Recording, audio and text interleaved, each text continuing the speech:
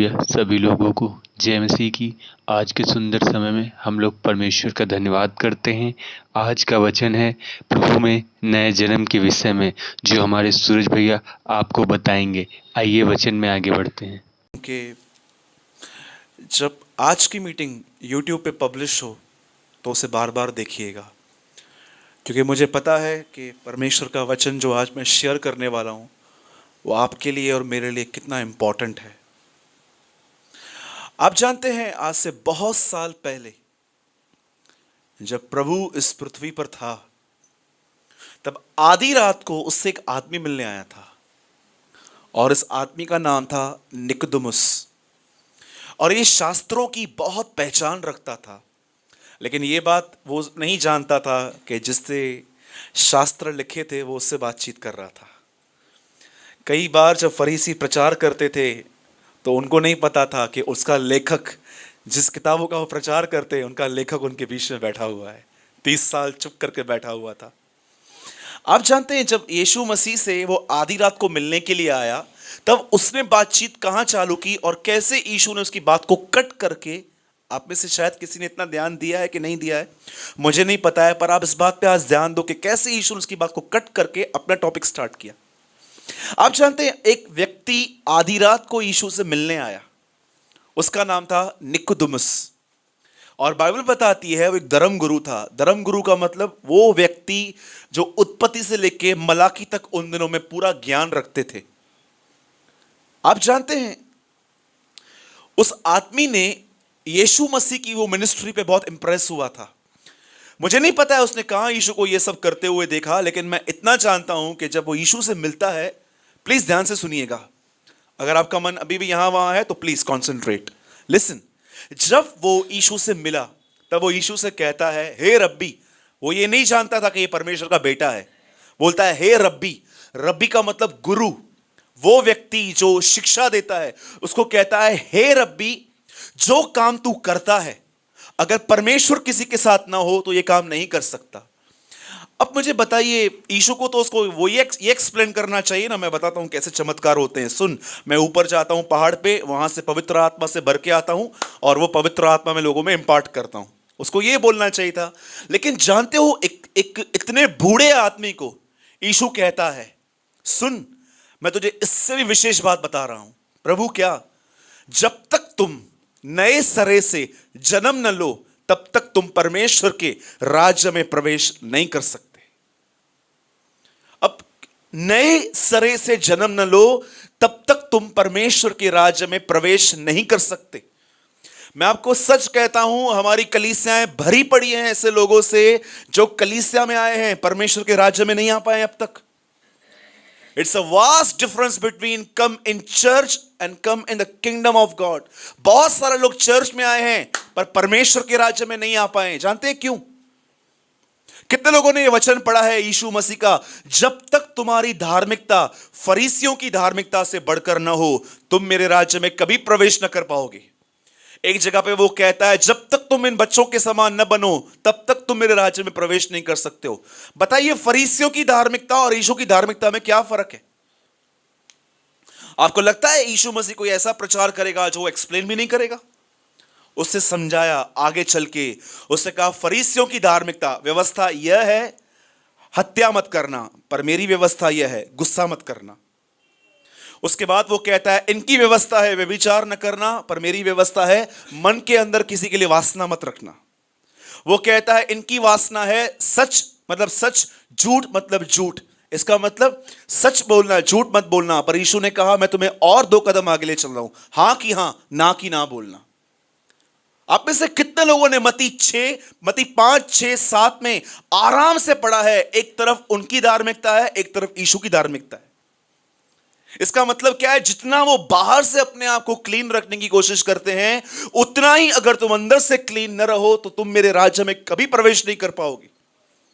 आप जानते हो यीशु उनको क्या समझा रहा है? मैं आपको बताता हूं, आप में से बहुत सारे लोग यहां पर जो बैठे हैं, वो परमेश्वर के राज्य में क्यों नहीं आ पाए हैं? जानते हो क्यों नहीं आ पाए हैं? उसका रीजन क्या है? क्योंकि आपने अपने लाइफ में प्रॉपर रिपेंटेंस नहीं किया है, एक सही पश्चाताप। जानते एक सही पश्चाताप क्या होता है? क्योंकि आजकल बहुत फॉल्स पश्चाताप भी चलते हैं। जानते हो सच्चा और झूठा पश्चाताप क्या होता है? समझो, आप यहां पर आते हो मीटिंग सुनने के लिए। एक दिन मैं प्रचार कर रहा था, निंदा मत करो, और आपको वचन चुभ रहा था, हाँ ये तो मैं करता हूं। और फिर प्रभु भोज के टाइम आप इमोशनली होके रो रहे थे 2 मिनट, और यहां से निकलते ही आपने वापस वो काम चालू किया। मुझे बताइए, ये पश्चाताप है कि सिर्फ पाप को मानना है? आप में से कितने लोग ये बात जानते हैं, पश्चाताप का रोने से कोई वास्ता नहीं है।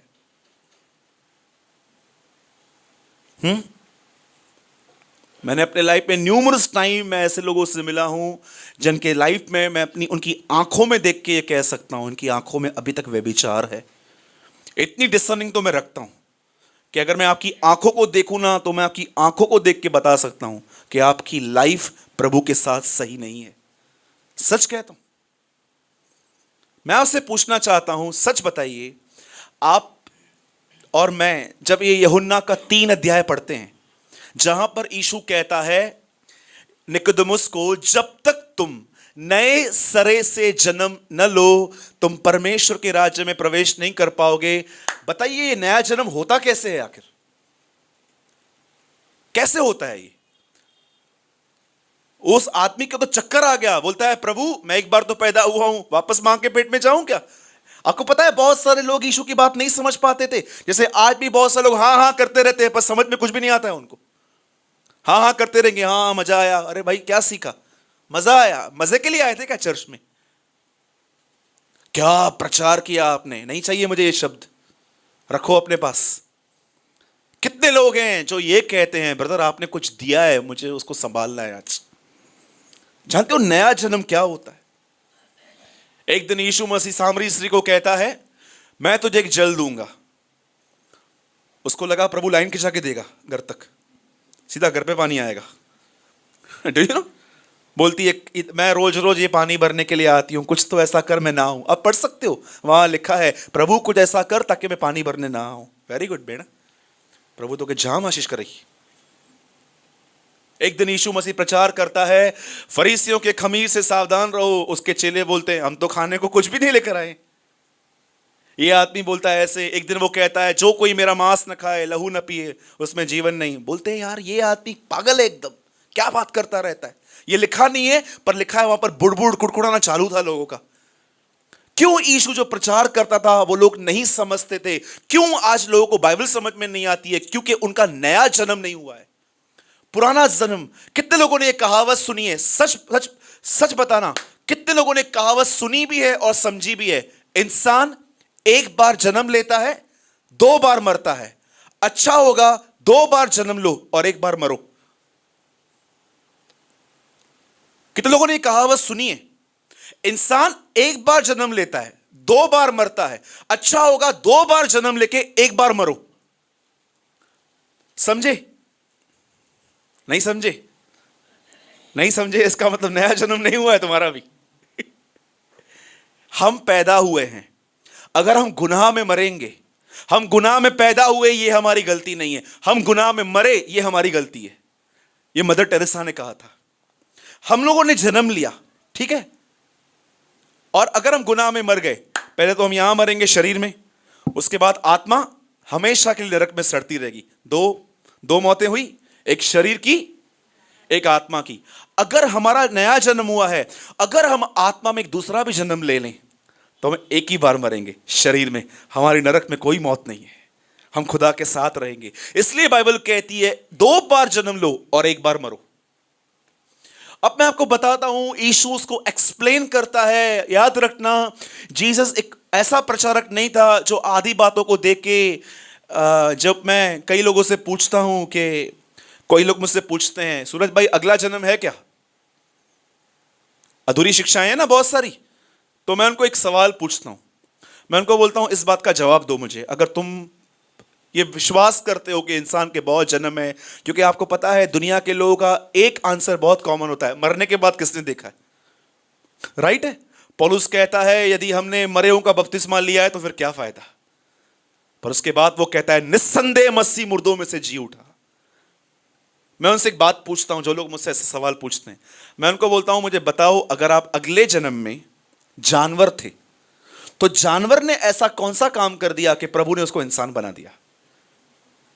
और अगर आप इंसान थे तो आपको मोक्ष क्यों नहीं मिला? आपको मुक्ति क्यों नहीं मिली? आप वापस क्यों आए हो? ये सब अधूरे ज्ञान है। बाइबल कहती है मनुष्य का एक बार मरना और न्याय का होना नियुक्त है। किसी भी ऐसा लिखा गया है कुलस्सियों के अंदर, ना उन बच्चों के समान बनो जो मनुष्यों की ठग और विधा के द्वारा यहां वहां फिरते रहते हैं। बाइबल बताती है इंसान का एक ही जन्म है, जैसे वो मरेगा ना वो पेड़ पे बैठेगा ना हाईवे पे घूमेगा। कई लोग कहते हैं ना, वो उनके घर में बिल्ली आती है तो बोलते हैं नानी आई है। हाँ, एक बार ऐसा हुआ था हमारे पुराने घर में, एक बिल्ली आई थी, किसी बोला नानी आई है। अरे मैंने बोला हाँ, इतना तंग किया है, वापस आइए बदला लेने के लिए। डू यू नो, मैं आपको सच कहता हूं, मनुष्य एक बार मरेगा, सीधा कहां जाएगा?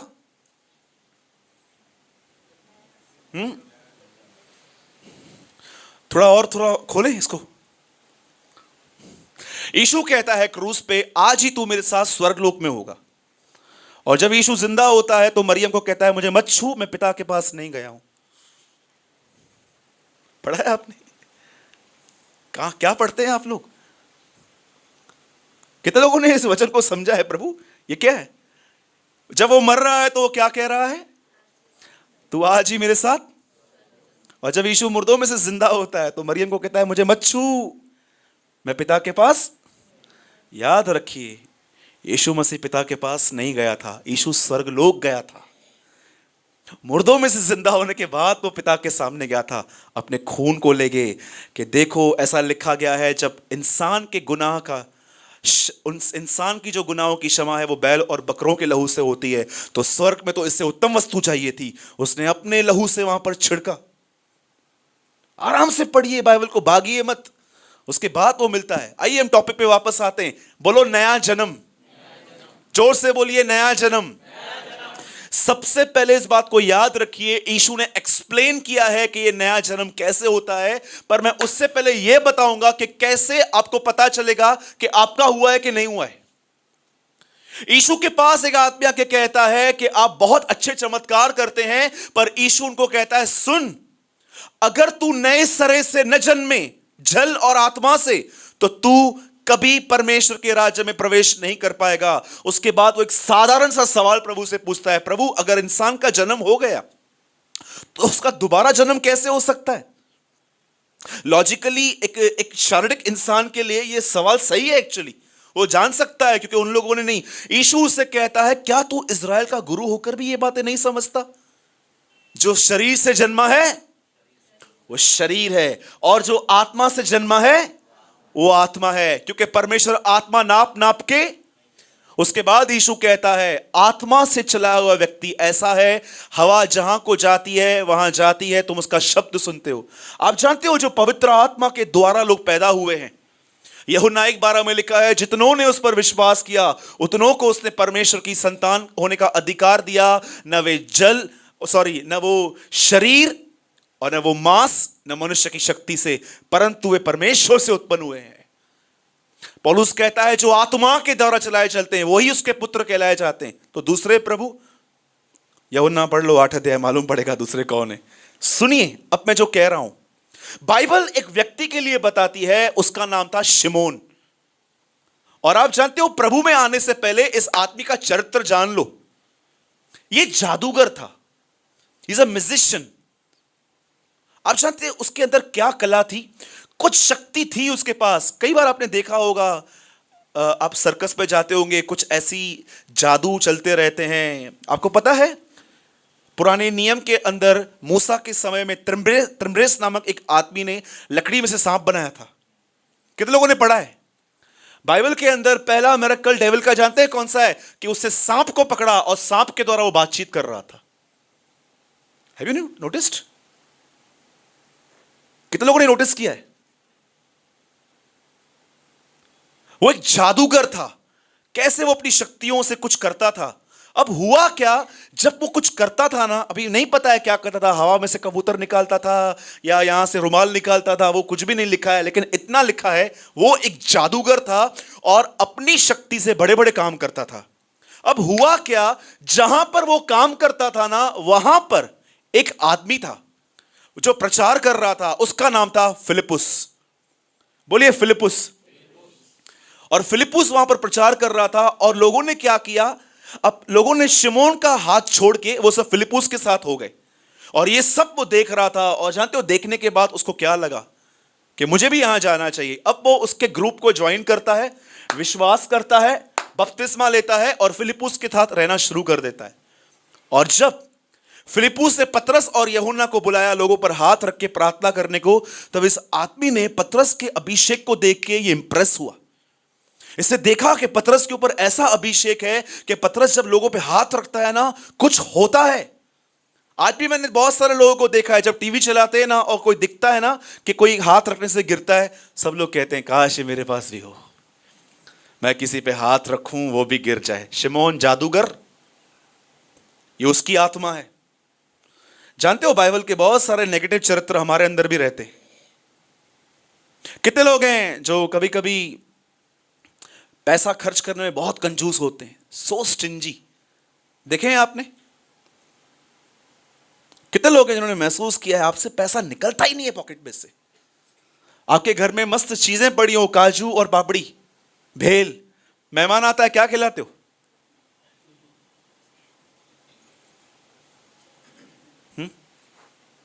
क्या निकालते हो? कौन बोला चाय? प्रभु आशीष करे तो के।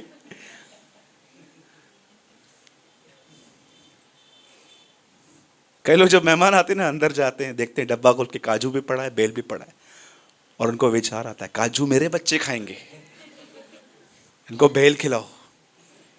और वो बेल आता है, एक बार खा के मालूम पड़ जाए गिमजी हुआ। Do you know? या कई बार लोगों को देखते हैं, हम शादियों पे जाते हैं ना, मस्त सेटी खोलते हैं, पलंग खोलेंगे, पुराना गिफ्ट निकालेंगे और उसको नए रैप में पैक करवाएंगे। उसको पैक करवाएंगे और उनको प्रेजेंट करोगे। कितने लोगों ने पास्ट में ये किया था? मैंने तो बहुत बार किया था, मैं ईमानदार हूँ। हम कभी कभी सोचते थे कौन 300 रुपया खर्चा करेगा, पड़ा है ना, वैसे भी हम पहन थोड़ी ना रहे, ले घड़ी इसका पहन ले। डू यू नो, एक ऐसे लोग होते हैं, यू नो, जब यीशु के सामने एक इत्र डाला गया, उस इत्र की कीमत मुझे बताओ यहूदा को कैसे मालूम पड़ी कि 300 दिनार की है? देखें किससे कैसे कैसे लोग हैं बाइबल के अंदर कि उनको कुछ पता भी नहीं है, कैसे ही बोल देते हैं 300 दिनार। क्यों बेचा गया? कितने लोगों के अंदर यहूदा इस्करियोती जिंदा है जो अंदर से बोलता है खर्चा मत कर। Tell me. अरे जहां अनिवार्य है वहां तो करो। मैं नहीं बोलता हूं कि यीशु ने अपने पैसे सिर्फ 2 जगहों पे खर्च किए थे। यूहन्ना में लिखा है, आपको पता है? कितने लोगों को ये बात पता है? जीसस के पास एक करंट अकाउंट रहता था, थैली होती थी ना करंट अकाउंट। कितने लोगों ने यीशु के साथ ज्वाइंट अकाउंट खोला है? मेरा यीशु के साथ ज्वाइंट अकाउंट है। प्रभु जो तू बोल सब तेरा है। We have a joint account. Yeshu के पास एक सेविंग अकाउंट था, यीशु के पास पैसे रहते थे। आपको पता है वो यहूदा इस्करियोती उसका ट्रेजर था। और यीशु ने अपने पैसे सिर्फ 2 तरह से खर्च किए थे।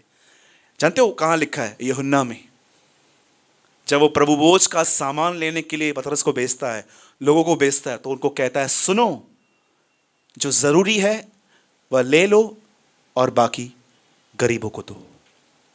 उसे पूरी जिंदगी पैसे 2 तरह से खर्च किए थे। सबसे पहले पैसा वहां खर्च करो जहां पर बहुत जरूरत है, और दूसरी जगह कुछ गरीबों को दो। He have a principle. कितने लोग हैं जो कई बार आपने देखा कि आपके पास 100 ड्रेसेस थी पहनने के लिए, फिर भी आप मार्केट में गए, आपको कुछ अच्छा लगा और आप लेकर चले आए। क्या जरूरत थी? आपके घरों के अंदर, मेरे घरों के अंदर ऐसी बहुत सारी चीजें हैं जो हम एक्साइटमेंट में लेकर आए, आज वो चीजें धक्के खा रही हैं, उनको कोई यूज करने वाला नहीं है। सच कहता हूं, न्यूमरस टाइम मैंने देखा है कि लोगों को जिन चीज की जरूरत भी नहीं रहती है। एक बहन स्पेक्स पहनती थी, चश्मा पहनती थी। आपको पता है ना आजकल स्पेक्स के क्या डिजाइन आ चुके हैं, साइड से गोल्डन कड़ी, यहां से ब्लैक, और वो वहां पर गई और अंदर ही अंदर अंदर ही अंदर ऐसे, और माँ को बोलती है, माँ बनवा के देना। तो इसका क्या करें? हाँ, नया नया बोलेंगे, पुराना हो गया, क्या जरूरत है? बाइबल कहती है संसार में 3 वस्तुएं हैं। पहले लिखा है शरीर की अभिलाषा। Do you know? बोलो यीशु मसीह की। सुनिए, जब उस आदमी ने पतरस को देखा कि पतरस के हाथ रखने पर लोगों पे कुछ उतर रहा है, जानते हो उसने पतरस से क्या कहा? पतरस, ये पैसा ले और ये वरदान मुझे दे दे।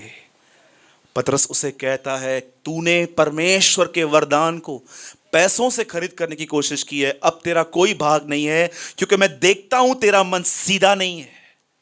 आप जानते हो बहुतों का मन सीधा नहीं है, सीधा। मैं बाइबल में से एक व्यक्ति को आपसे मिलवाता हूं, अगर हो सके तो ध्यान से सुनिएगा। कितनों के बाद जानते हैं, बहुत जबरदस्त बात है अपने आप में जो समझे। आप जानते हो पुराने नियम में लूत और इब्राहिम एक जगह खड़े थे और उनके चरवाहों के बीच में झगड़ा हो गया। आइए, प्रॉपर्टी लवर्स, आपके लिए बहुत अच्छा है ये, जिनको अपने घर की दीवारों से बहुत प्यार है, सुनिए। आप जानते हो वहां पर इब्राहिम ने लूत से एक बात कही है, सुन, अगर तू दाहिने जाएगा तो मैं बाएं जाऊंगा, तू बाएं जाए तो मैं दाहिने जाऊंगा। इसका मतलब क्या है? आपने पढ़ा है ना? आओ थोड़ा आज मॉडर्न वर्ल्ड में अगर इब्राहिम आज होता तो क्या कहता? जानते हो इब्राहिम इनडायरेक्टली क्या कह रहा था? सुन, तुझे जो अच्छा लगता है तू ले, जो तुझे पसंद नहीं है वो मुझे दे दे। आप में से कोई भाई यहां पर है?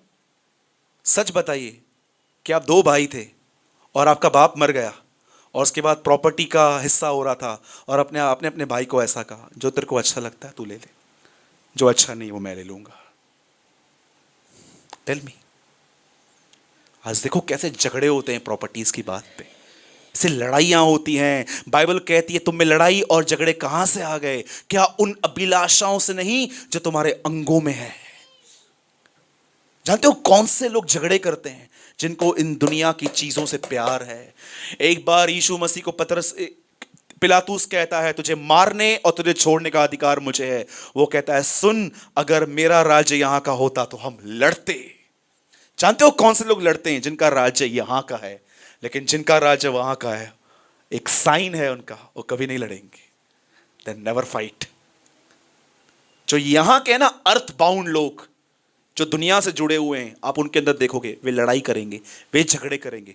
पर परमेश्वर के सच्चे लोग कभी चीजों की बात पे, प्रॉपर्टीज की बात पे कभी झगड़े नहीं कर सकते हैं। जानते हो पतरस उसे क्या कहता है? तेरा मन प्रभु के सामने सीधा नहीं है। और उसके बाद वो आदमी कहता है, सुन, मेरे लिए प्रार्थना कर। अब मैं कुछ आपसे पूछना चाहता हूं। ये जो भी मैंने आपको बताया, ये यूहन्ना के 3 अध्याय में जो पिलातुस के लिए, ये निकोदेमुस और यीशु के लिए आप पढ़ सकते हो। सुनिए एक चीज, अब मैं जो कह रहा हूं, वैसे मैं 2 टॉपिक्स प्रीच करने वाला था, लेकिन आज एक ही कवर कर लेते हैं हम लोग। सुनिए, एक आदमी जो अपने पुराने जिंदगी में, जो अपने पुरानी लाइफ में जादूगर था, अब वो प्रभु में आया, उसे बपतिस्मा लिया, वो वचन सुन रहा है। पर आप में से कितने लोगों ने ये बात नोटिस की, उसका नया जन्म अब तक नहीं हुआ है? जानते हैं इस बात को? यह आदमी प्रभु में आया है, लेकिन क्या प्रभु उसमें आया है? पढ़िए इफिसियों बार बार, उसमें लिखा है तुम प्रभु में हो, और कुलिसियों में लिखा है क्या प्रभु तुम में है? अगर हम प्रभु में आए हैं, क्या प्रभु हमारे अंदर आया है? और अगर प्रभु हमारे अंदर नहीं आया है, उसका रीजन क्या है? उसका कारण क्या है? जानते हो क्यों? क्योंकि आपने खुदा की ज्योति को एक्सेप्ट नहीं किया है। आप सोचो, यशाया क्यों 6 अध्याय में जब प्रभु के सामने आता है तो वो कहता है, हाय मुझ पर, मैं कैसा अभागा मनुष्य हूं और मैं क्या कर रहा हूं, मेरे अशुद्ध होठ हैं। आप जानते हो यशाया जैसे प्रभु की उपस्थिति में गया, उसने अपनी अशुद्धता पहचान ली, और उसने सिर्फ ये नहीं कहा, उसने अपनी शुद्धता के लिए प्रार्थना की। मैं आपसे पूछना चाहता हूं, जब भी प्रभु आपको यह दिखाता है कि आप कहां गलत हो, उसके बाद आपका रिस्पॉन्स क्या होता है? मैंने हजारों लोगों को देखा है जो कलीसिया में आते हैं, प्रचार सुनते हैं, उनको लगता है हम गलत हैं, यहां से सीढ़ी से निकलते निकलते वो घर तक भूल जाते हैं क्या लास्ट टाइम आपने ऐसा कब किया था। अब घर पे गए और आपने आंसू बहाए कि प्रभु तूने बात की थी मुझसे, मुझे बदल, चेंज माय लाइफ। आप जानते हो वचन क्या करता है, पवित्र आत्मा क्या करता है। मैं आपको एक एग्जांपल देता हूं। 15 से 20 लाइट्स लगी हुई हैं इस हॉल में। मैं आपको बताना चाहता हूं, सुनिए, अगर हम 2 मिनट के लिए यहां पर लाइट्स बंद कर दें, इस दीवार में कितने जाले हैं, कहां कहां पर कॉकरोच है, कहां कहां पर मस्कीटो है, कहां कहां लिजार्ड है, कहां कहां चिपकली, आपको कुछ नहीं दिखेगा क्योंकि आप अंधेरे में हैं। लेकिन अगर मैं 1 मिनट लाइट चालू करूं, आपको सब कुछ दिखाई देगा। आपने गंदगी देखी कि वहां कॉकरोच है, वहां लिजार्ड है, वहां ये है, वहां वो है, तो क्या वो क्लीन हो गई? आपने उसको देखा पर वो क्लीन नहीं हुई है। क्लीन होने के लिए आपको अपने हाथ में एक लकड़ी का झाड़ू लेना पड़ेगा, उनको निकालना पड़ेगा। सिर्फ चर्च में आने से कुछ नहीं होगा।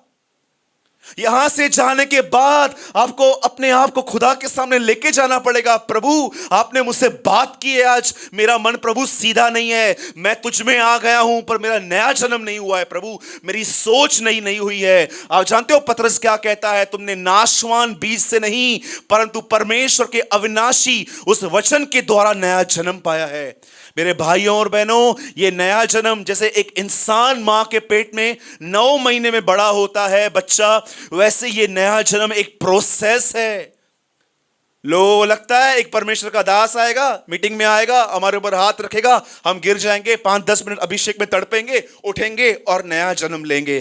फॉल्स, हेरेटिक, हेरेसी, झूठ है ये। मैं ऐसे लोगों को जानता हूं जिन पे 1 नहीं 100 लोगों ने हाथ रखे, आज भी वो गालियां निकालते हैं। पतरस नहीं कहता है किसी के हाथ रखने के द्वारा, वो कहता है परमेश्वर के वचन के द्वारा तुम्हारी सोच, तुम्हारा नया जन्म होता है। जिन लोगों को बाइबल पढ़ने का समय नहीं है, मैं यीशु के नाम से कहता हूं, तुम खतरे में हो, खतरे में। और खतरा जानते हैं क्या होता है? एक बार मैंने अपनी मां को बोला, मेरे लिए गर्म पानी रख, बहुत ठंडी थी, और मुझे एक फोन आ गया कि जल्दी आओ, कहां पहुंचना है। और मैंने अपनी मम्मी से पूछा, मम्मी पानी? मम्मी ने बोला रखा है, और मैं खुद उठाने के लिए वहां पर गया। पर मुझे उन दिनों में इतनी घाई थी कि मैंने अपने हाथ में कपड़ा नहीं लिया और मैं ऐसे उठाने की कोशिश कर रहा था। पूरी मेरी ये दोनों उंगलियां काली हो गई थी। और जब मुझे वो चटका लगा, मुझे प्रभु ने एक बात कही वहां पर, ये गर्मी बर्दाश्त नहीं कर पा रहा है, नरक की गर्मी कैसे बर्दाश्त करेगा तू? Yes Lord. जानते हो नरक की सबसे गंदी चीज क्या है? कितने लोग नरक को जानते हैं? नरक है क्या? जिस आदमी ने सबसे अधिक नरक का प्रचार किया है वो यीशु मसीह है। आज बहुत आप में से बताइए, लास्ट टाइम आपने कब इस पे संदेश सुना था? रेथ ऑफ गॉड, खुदा का क्रोध। लास्ट टाइम आपने कब यह संदेश सुना था? प्रभु का न्याय। हम लोग जानते हैं क्या सुन रहे हैं? Sugar coated preaching. प्रभु में एच मस्त कार, बंगलो, BMW सब मिलंद है, ऑडी भी मिलंद है। Do you know? आप जानते हैं नरक क्या है? अब मैं आपको एक लास्ट बात बता के मैं इस मैसेज को फिनिश कर रहा हूं और एक चीज बताऊंगा, सुनिए। लिसन, नरक क्या है? और अगर आपको लगता है कि बिलीवर वहां नहीं जा सकता, तो मैं आपको बताना चाहता हूं, पास्टर, प्रीचर, बिलीवर तीनों जा सकते हैं वहां पर। बताइए, जो 5 स्त्रियां रह गई कुंवारियां, उन्हें क्या कहा गया? मैं तुम्हें 7:21 में 3 लोग आते हैं, दुष्ट आत्मा निकालने वाले, भविष्यवाणी करने वाले, अद्भुत काम करने वाले। यीशु उनको क्या कहता है? मैं तुम्हें। प्रीचर भी जा सकता है, बिलीवर भी जा सकता है। पर जानते हो कौन से लोग जाएंगे वहां पर? वो नहीं जो पापी हैं, पर वो जो अपने पाप में ईमानदार नहीं है। एक ऐसे होते हैं जो गुनाह को नहीं मानते, और एक ऐसे होते हैं जो गुनाहों को मान लेते हैं। मैं ये विश्वास करता हूं स्वर्ग ईमानदार लोगों के लिए है, जो मान लेते हैं और खुदा के सामने रोते हैं। और ये परफेक्ट वो खुद ही करेगा हमें, उसकी आप चिंता मत करो। पर क्या एटलीस्ट आप उसके सामने रोते हैं कि प्रभु मुझे यहां से निकाल? Tell me. 3 चित्र हैं बाइबल के अंदर नरक के। पहली चीज, प्रकाशित वाक्य में लिखा है वहां पर एक नदी है जिसमें सारा दिन आग बहती है। दूसरी चीज वहां लिखा है वहां पर कीड़ा है। अब मुझे नहीं पता है कि जैसे पानी में मछलियां होती है वहां पर भी कीड़ा है, और यीशु कहता है वो बदन में से अंदर घुसता है, काटता है, फिर निकल जाता है। और जो तीसरी चीज है ये इन दोनों से भयानक है। आप जानते हैं तीसरी चीज क्या है? हैरान हो जाएंगे आप सुन के। नरक में परमेश्वर की कोई दया नहीं है। That's a most horrible thing. एक बार इंसान अगर वहां पहुंचा, वो प्रभु को वहां पर कितना भी पुकारे, आपको पता है जैसे इंसान नरक में पैर रखता है उसको वहां समझ में आ जाता है मैं यहां पर क्यों हूं। जानते हो, एक धनवान वहां गया और वहां पर जाके जानते हैं क्या बोलता है? प्रभु किसी को भेज ताकि मेरे भाई पश्चाताप करें। उसे 1 सेकंड में वहां पर समझ में आ गया मैं यहां पर पाप की वजह से हूं, ऑन द स्पॉट। और जानते हैं प्रभु इब्राहिम उसे क्या कहता है? सुन, उनके पास पुस्तकें हैं, उसको पढ़े। बोलो यीशु मसीह की। नरक के अंदर सबसे खतरनाक और गंदी चीज यह है, इंसान वहां पर प्रभु को कितना भी पुकारे, मैं नहीं करूंगा, मुझे एक मौका दे, चटका लग रहा है प्रभु, नहीं प्रभु छोड़, कोई शब्द स्वर्ग तक नहीं पहुंचता। इब्राहिम ये कहता है तुम्हारे और मेरे बीच में गड्ढा ठहराया गया है, कोई न यहां आता है न कोई वहां जाता है। आप में से जितने भी लोग चाहिए नया जन्म, नए जन्म का मतलब है सोच का नया होना। आप में से जितने भी लोग एक नया जन्म पाना चाहते हैं, मैं आपको बताता हूं आप क्या कीजिए। इसे उठाइए पहले और उसको पढ़िए मत, इसे खाइए। खाने का मतलब समझते? प्रकाशित वाक्य की अंतिम, बाइबल की अंतिम पुस्तक में यूहन्ना कहता है, प्रभु कहता है इस पुस्तक को खा ले, ये तुझे मीठी लगेगी पर बाद में कड़वी हो जाएगी।